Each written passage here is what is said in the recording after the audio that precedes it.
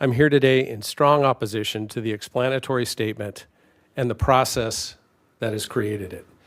This change crosses an important constitutional line in the referendum process. This referendum has already qualified for the ballot.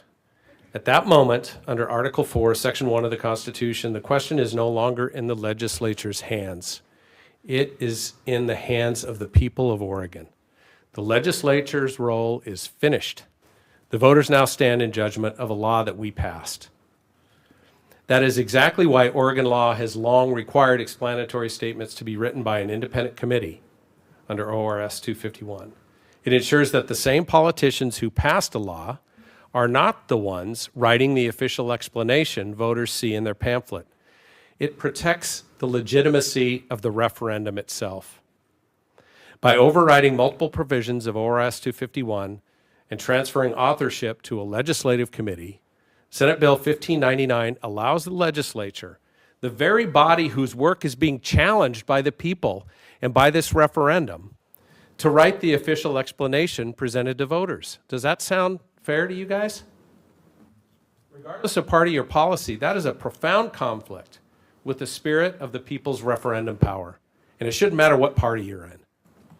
This is not about the wording of any particular statement. It's about the process, the precedent, and public trust. When the people invoke the referendum, the legislature should step back, not step in. The moment we allow a legislative majority to control the explanatory statement on its own referred law, we blur the line between impartial election administration and partisan political advocacy.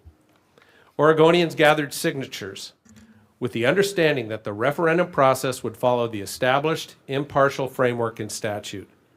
Changing that framework now, after the referendum is already headed to the ballot, risks undermining confidence in the fairness of this entire process. Once a referendum is qualified, it is no longer ours. It belongs to the people. And because it belongs to the people, the legislature should not be writing the explanation that voters rely on to make their decision.